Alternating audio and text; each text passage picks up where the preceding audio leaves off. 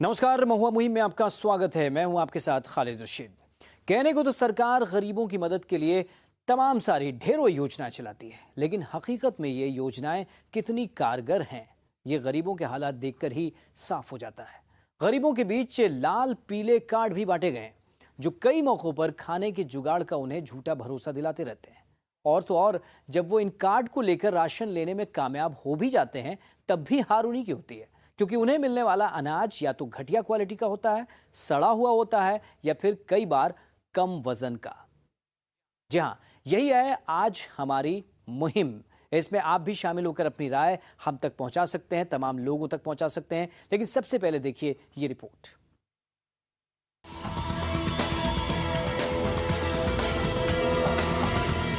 गरीबों के लिए सरकार की ओर से सस्ती दरों पर अनाज मुहैया कराने की योजना है। पीडीएस के जरिए गांव-गांव ये योजना पहुंचाई जाती है, लेकिन आए दिन इसमें गड़बड़ी और धांधली की शिकायतें सामने आती रहती हैं। सीतामढ़ी में एक बार फिर गरीब उपभोक्ताओं से धोखाधड़ी की खबर आई है। यहाँ राशन दुकानों से निर्धारित वजन से कम तौल का अनाज दिया जा रहा है, वो भी घटिया क्वालिटी का। क्या है मट्टी और सड़ा हुआ पूरा है। डीलर इस मामले में एफसीआई गोदामों पर दोष मढ़ रहे हैं। उनका कहना है कि गोदामों में वजन करने की मशीनें नहीं हैं और मैनेजर उन्हें बोरियों पर लिखे वजन के हिसाब से ही अनाज देते हैं। अक्सर लिखे हुए वजन से असल वजन 4-5 किलो कम का निकलता है।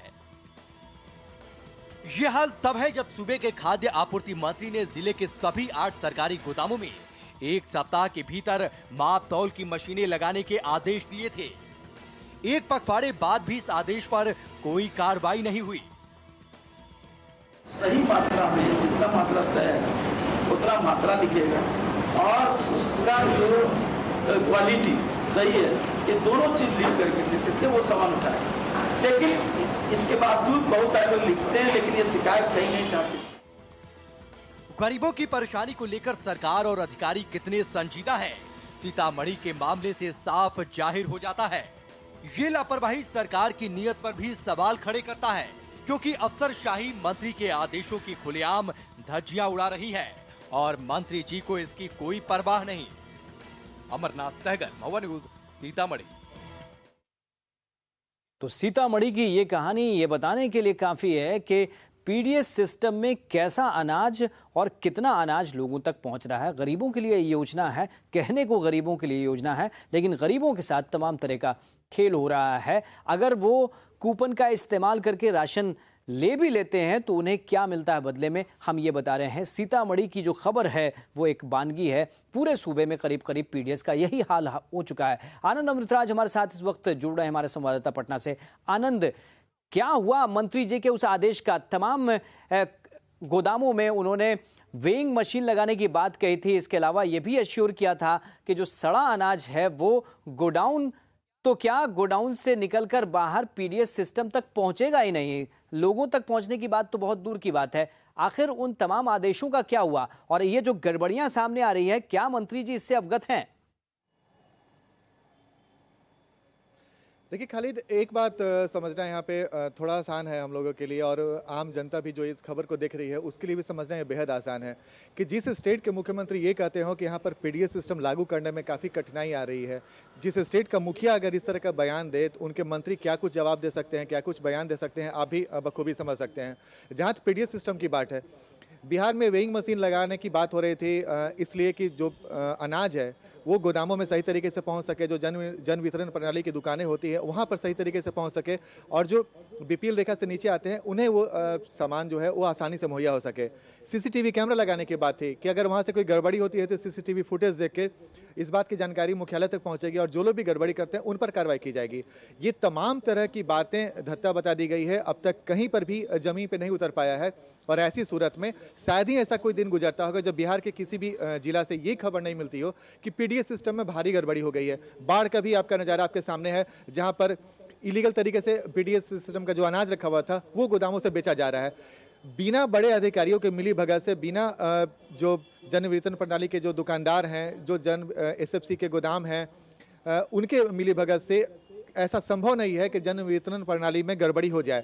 सरकार की तरफ से मंत्री ये बार बार दलील देते हैं कि उनके तरफ से पूरी कोशिश हो जा रही है, कहीं से कोई गड़बड़ी नहीं, कोई छुटपुट घटना होती है तो उस पर कंट्रोल कर लिया जाएगा। लेकिन एक के बाद एक लगातार इस तरीके से घटनाएं अगर बढ़ती जा रही है तो कहीं ना कहीं जवाब देना होगा सरकार को।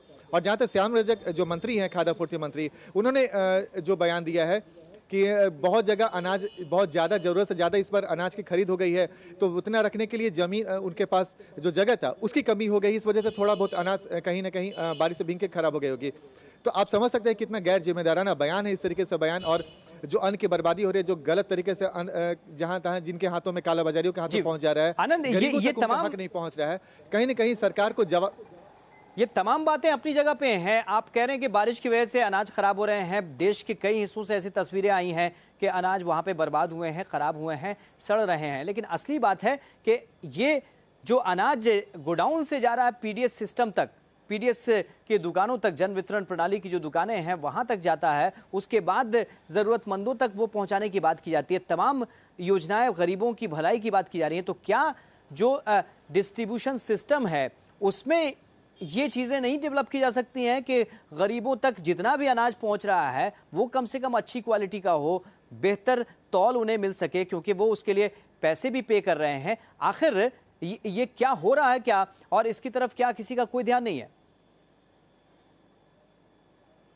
देखिए खालिद, जिन्हें अनाज देना है गरीबों को, वो और बीच के जो अधिकारी होते हैं उनकी मिलीभगत जब तक रहेगी, संभव नहीं है कि गरीबों तक अच्छे क्वालिटी का और पूरे प्रचुर मात्रा में अनाज मिल सके। मैंने आपको बताया कि कई बार बाढ़ की ही घटना देख लीजिए, जहां पर अवैध तरीके से, इलीगल तरीके से अनाज को बाहर बेचा जा रहा था। गोदाम के जो अधिकारी थे वो अनाज बेचने की कोशिश कर रहे थे। एसएमएस के जरिए सरकार की तरफ से यह भी दावा किया गया था कि जहां से अगर एसएफसी के गोदाम से अगर अनाज निकलती है तो एसएमएस के थ्रू मुख्यालय को जानकारी देना होगा। जिस दुकान में, जन वितरण प्रणाली के दुकान में अगर अनाज मिलता है और गरीबों को दिया जाता है, वहां पर भी एसएमएस की प्रक्रिया शुरू करने की बात थी। आनंद, हम आपके पास लौट कर आ रहे हैं। लोग अब मुहिम में जुड़ने लगे हैं और ये बताने की अब कोशिश वो करेंगे, हमें तमाम जिम्मेदार लोगों को भी बताने की कोशिश करेंगे कि उनके यहाँ पीडीएस सिस्टम का क्या हाल है। जो सवाल हम उठा रहे हैं, सीतामढ़ी की जो खबर दिखा रहे हैं कि किस तरह से वहां पे सड़ा हुआ अनाज, कम तौल वाला अनाज लोगों को दिया जा रहा है, उनके साथ खिलवाड़ किया जा रहा है। ये तमाम बातें अब एक एक कर निकल कर सामने आएंगे। सीधे लोग जुड़ रहे हैं। विजेंद्र इस वक्त नालंदा से जुड़ रहे हैं। विजेंद्र जी बताइए क्या कह रहे हैं?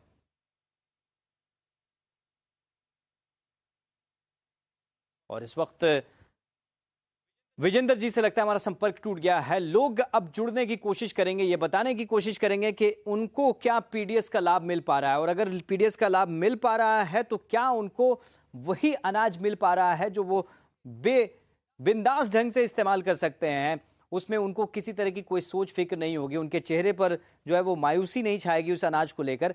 हालांकि जो अनाज हम दिखा रहे हैं, जो पीडीएस सिस्टम के तहत लोगों को दिया जा रहा है, वो अनाज कई जगहों पर खाने लायक भी नहीं होता है। तो गरीबी की मार ऐसी है, लोगों की हालात ऐसे हैं कि वो इस अनाज का भी इस्तेमाल करते हैं। सहरसा से संजय जुड़ रहे हैं। संजय जी क्या कहना चाह रहे हैं?